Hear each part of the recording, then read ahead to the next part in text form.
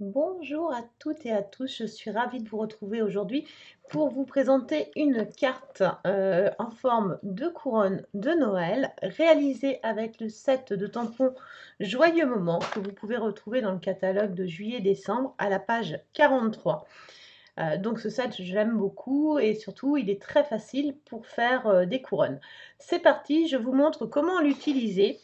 Alors, il y aura besoin pour cette carte d'avoir le Stamparatus. Le Stamparatus, c'est un outil que vous allez retrouver sur la page 144 du catalogue, que j'aime beaucoup, que certaines personnes appellent également une presse à tampons. Donc pour démarrer, vous allez avoir besoin d'une feuille de 12 cm sur 12 cm en papier blanc. Au préalable, je vous recommande d'avoir imprimé ce gabarit que vous trouverez en lien à la suite de cette vidéo qui a été partagée par une démonstratrice et que je trouve vraiment très pratique.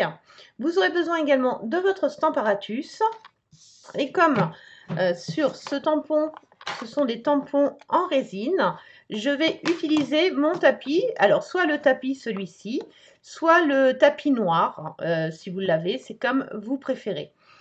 Donc c'est parti pour le faire. Donc pour faire, je vais poser mon gabarit ici. Je vais prendre ma feuille de 12-12.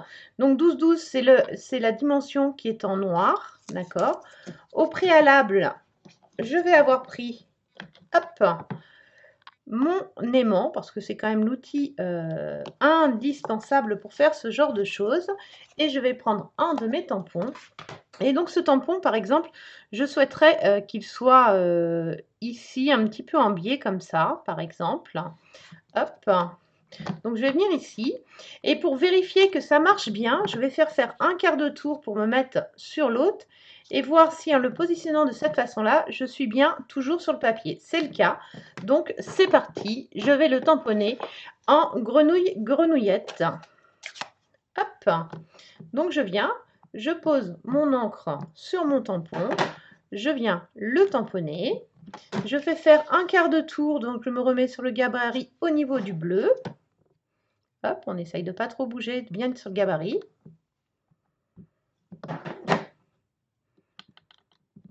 Et ainsi de suite.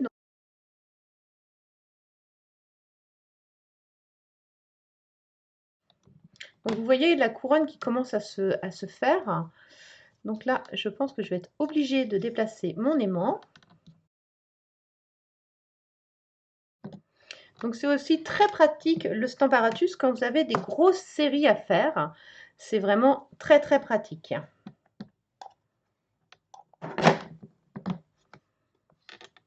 Voilà, je vais encore lui faire un quart de tour. Et je vais arriver sur la dernière. Et voilà. Une fois que j'ai fait ça, moi j'aime bien qu'il y ait deux couleurs. Donc je vais prendre feuillage sauvage. Je vais retourner ma plaque. C'est un des avantages du Stamparatus aussi. Et je vais venir prendre une autre feuille. Je vais prendre la petite branche qui est ici. Et elle, je l'aurais bien imaginé qu'elle vienne en décalé, par exemple, un petit peu comme ça. Voilà, donc je vais la prendre comme tout à l'heure. Hop, et là, je recommence mon tamponnage et je tourne jusqu'à temps d'arriver à l'autre bout.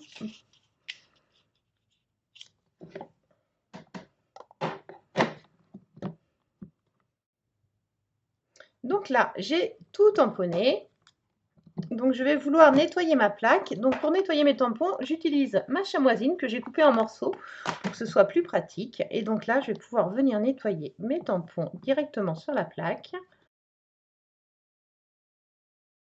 Ce qui me permet de le ranger aussitôt. Donc je le prends, je le range. Et maintenant, je voudrais avoir des petites boules rouges à ce niveau-là. Donc là, il ne me reste plus qu'à refaire comme on vient de faire, mais cette fois-ci avec le rouge. Donc là, c'est reparti pour un tour. On reprend le rouge et on y va. Hop. Et ainsi de suite. Et je recommence. Je tourne dans tous les sens pour mettre mes petites boules rouges exactement là où je le souhaite. Et vous voyez, la couronne se fait naturellement. Voilà, j'ai terminé de faire toutes mes petites boules. Donc vous avez remarqué que mon aimant, j'ai mis un bout de ruban autour pour me permettre de l'attraper plus facilement puisqu'il tient très très fort. Donc maintenant, une fois que nous avons fait ça, c'est très facile. Nous n'avons plus grand chose à faire. Donc on peut ranger son aimant à l'arrière, voilà. Et une fois qu'il est rangé, on va penser à la décoration.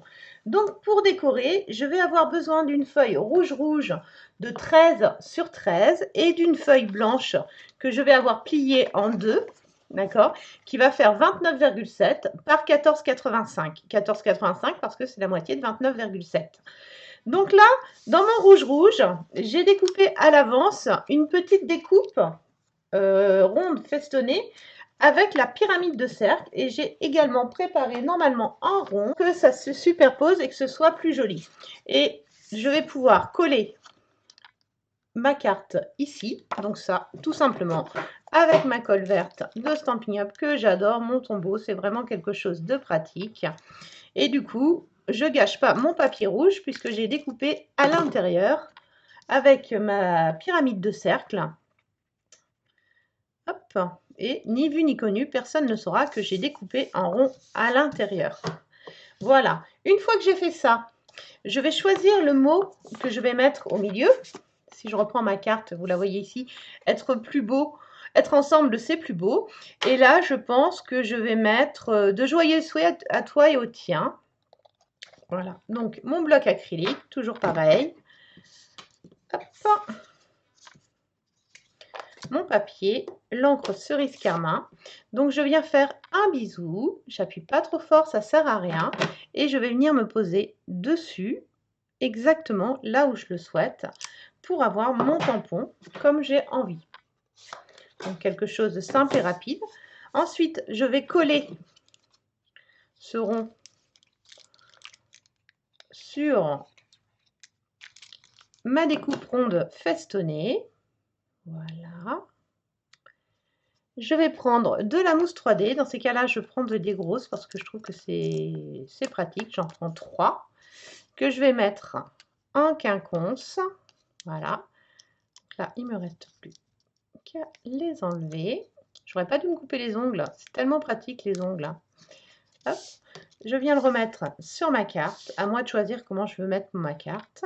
Et je viens mettre au milieu, ou je peux aussi la décaler si je le souhaite. C'est vraiment une question d'envie. Donc là, par exemple, je vais le mettre ici. Ensuite, je vais venir coller l'ensemble sur ma carte. Donc là, on voit bien le fait d'avoir évidé la carte au milieu. Mais ça ne se verra plus très rapidement. Voilà. Maintenant, je veux faire mon nœud. Donc, je vais vous apprendre une petite astuce pour faire les nœuds. Donc, pour faire les nœuds, vous faites 2 oreilles de lapin. D'accord, 2 oreilles de lapin. Et vous allez venir les croiser comme ça. Hop. Dites-moi surtout si vous avez des questions. Et là, je vais venir le serrer pour pouvoir avoir mon tampon, n'importe quoi, mon nœud comme je le souhaite. Voilà. Je ne le veux pas trop gros pour cette carte, donc je peux le réduire. Voilà. Et quand je trouve qu'il est bien, je coupe mon ruban. Et si je veux l'arrêter, je prends un briquet. Alors, je fume pas, j'ai un briquet juste pour ça, c'est pour vous dire. Et là, je vais fondre le bord pour éviter d'avoir ce système d'effiloché qu'on a là, que je voulais pas. Voilà.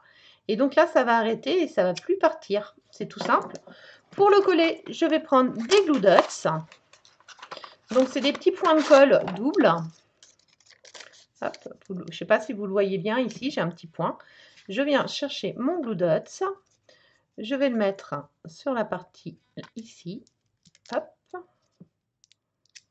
Voilà, il est collé dessus, oui. Et ensuite, il ne me reste plus qu'à venir le poser sur ma carte pour avoir ce joli effet. Et votre carte est terminée. Donc, vous pouvez vraiment jouer sur les motifs selon comment vous allez positionner vos tampons. Vous aurez des effets complètement différents. Voilà, n'hésitez pas à me montrer vos créations. Vous pouvez également retrouver tous les produits sur ma boutique en ligne qui est ici. D'accord. hein, avec l'adresse de mon blog, etc. Et n'hésitez pas à commander les produits, à me montrer vos créations, à me partager toutes vos idées et vos envies de tuto. Je vous dis à bientôt.